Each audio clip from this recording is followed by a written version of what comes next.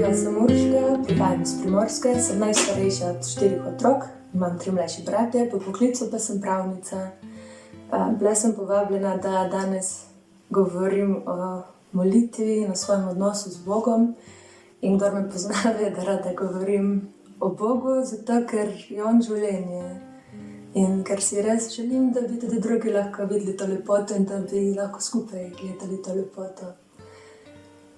Vem pa, da je vera dar. In v mojem življenju se mi je Gospod najprej približal po mamici, ki se mi zdi, da nam je tako res samo v svojem življenju, svojim odnosom do Boga znala približati Boga kot res ljubečega starša.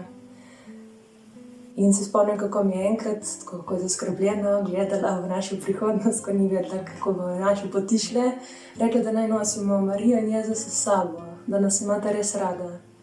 No in tako sem že od mičkenega rasla s to podobo očeta, ki me ljubi.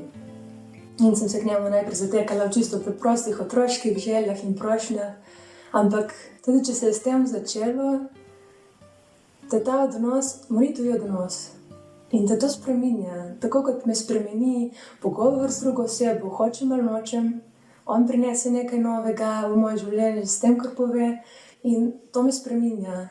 In tako odnos, molitev je spoznavanje Gospoda, molitev je življenje z Gospodom. In začelo se je z otroškimi prošnjami, potem sem kot najstnica hodila k Mariji tam pod slap, kjer je bil oltarček in je nosila rože in je govorila o svojih srčnih težavah. In tako me je ta odnos spreminjal, prek duhovnih vaj, prek molitve in podobno.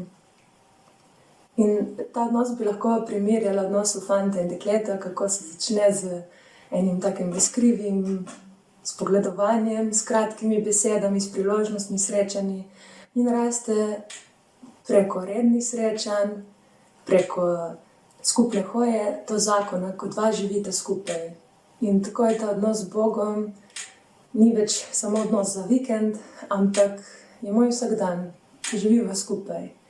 In me spreminja, vsak dan me spreminja in rastem ob tem. Molitev je spoznavanje Boga. Molitev je spoznavanje tudi sebe.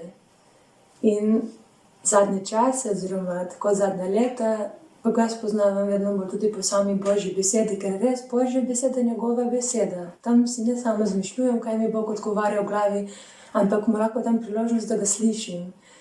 Iz Svetega pisma lahko vidim zgodovino Božjega delovanja in res sem hvaležna za podcast Bible in a Year, ki ga poslušam, ker potem spoznavam, da Bog ves čas kliče k zvestobi, ker pravi, vem, da boste padli, ampak pridite k meni.